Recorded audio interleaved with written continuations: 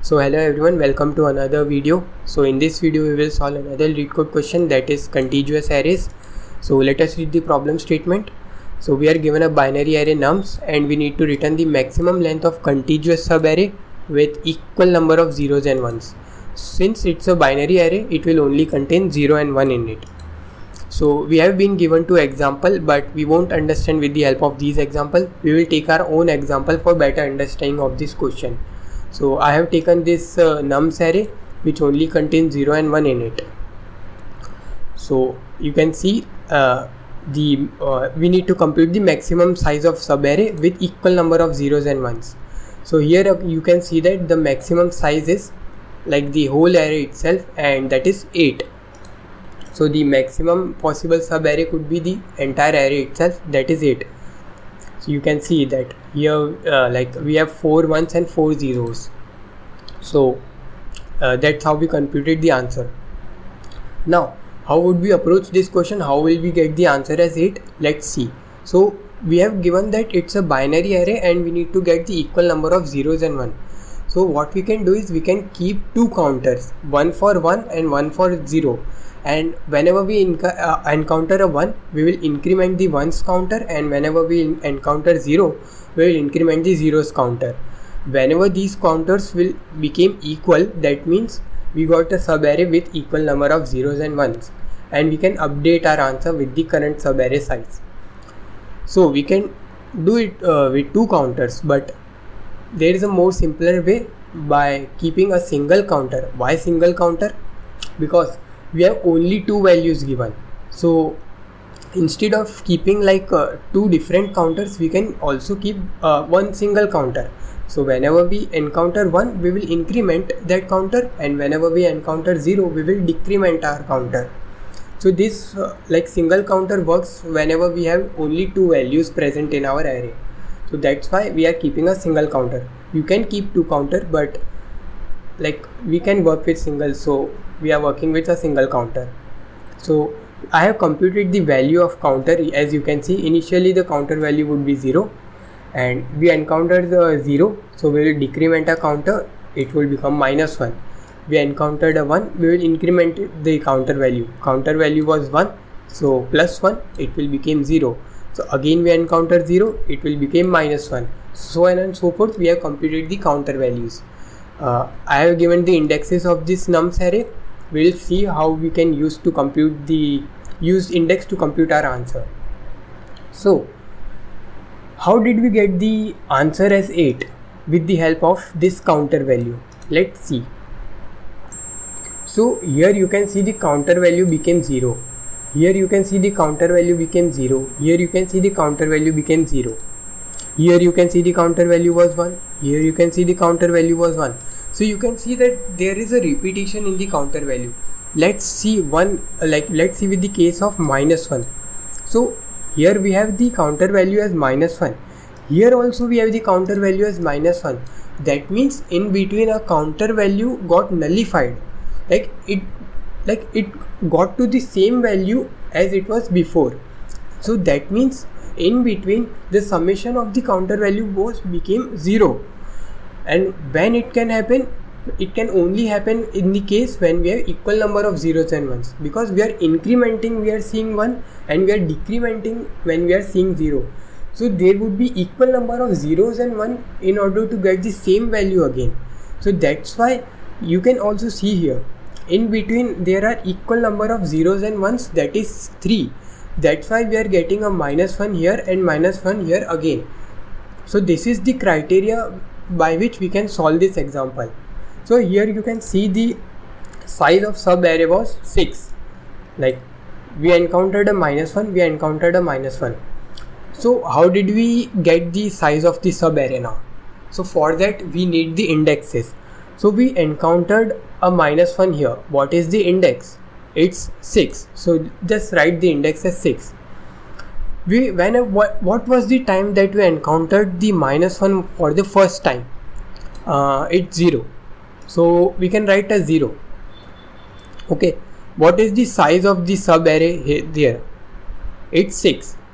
So it's 6 minus 0, because Now why we are not taking this -1 or this -1 with this -1? Because we need to return the maximum length, so we will take the leftmost value of -1, because if we take this -1 we would get the sub array of size as 2.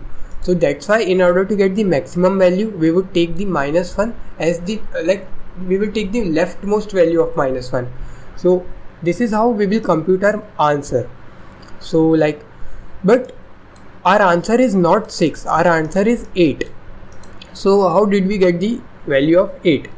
So you can see the value of 0 repeating here, 0 repeating here, 0 repeating here. So what was the last time that we encountered 0? It is index number 7. So let us just write the index number 7. What was the first occurrence of 0? It is 1. So just write 1 and subtract it, because we have seen that we need to subtract the last occurrence and the first occurrence of the indices. So what is 7 minus 1? It is 6. But that is not our answer. Our answer is 8. So are we doing anything wrong here? Yes, we are doing one thing wrong, that the initial value of our counter was also 0. So we didn't took that into our consideration. So we need to initialize our first occurrence of 0 as -1. So our first occurrence of 0 would be -1. Then only we can get let's see now. What is this answer? If we take the first occurrence of 0 as -1, and when was the last time when we encounter 0? That was at index 7. So index 7 minus the first occurrence of 0, that is -1. That is 7 minus -1 equal to 7 plus 1 equals 8, and that is our answer. So we need to take this case separately of initializing the 0th number, like the first occurrence of 0 as -1, because our counter value was initially also 0. So that is the thing we need to take care in our mind, and that is the process how we will by which we can get our maximum subarray answer.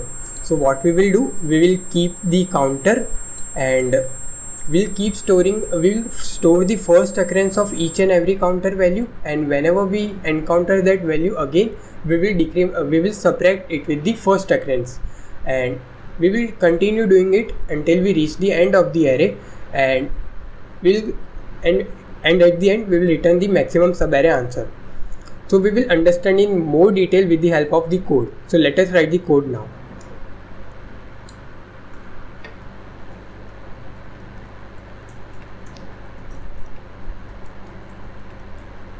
So I have initialized a map for storing the occurrences of the counter values. So let us initialize our counter value as 0, and let us initialize our answer as also 0, because the minimum subarray could be we can keep a 1 also, but okay, we are starting it with 0.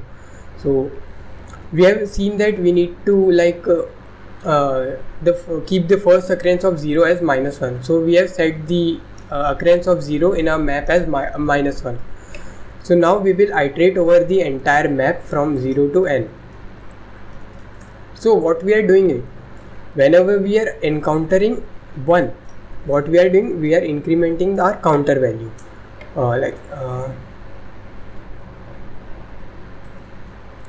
Where else there are only two cases, 1 or 0. So what we are doing when we are encountering 0, we are decrementing our count value. So how will we compute our answer now? We need to check the occurrence in our map, whether this counter value has occurred before or not.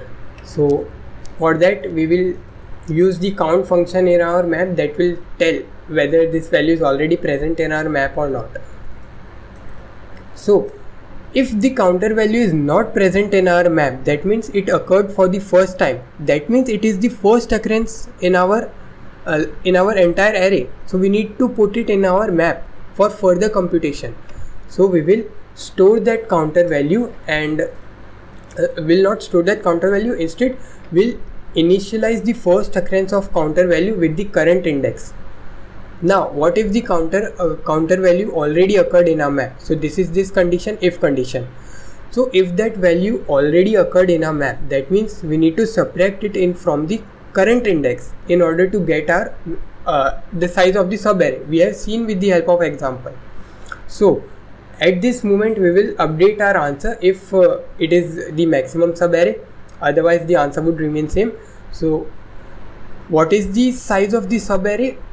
We have seen the current index, that is I, minus the first occurrence. What is the first occurrence? MP of count.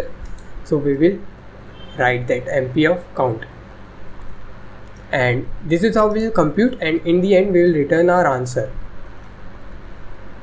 So let's see if it is working on sample test case.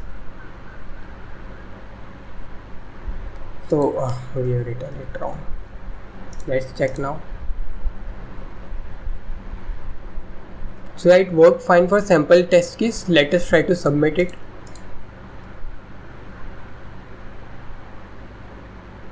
So it worked fine. So hope you learned from this video. Thank you.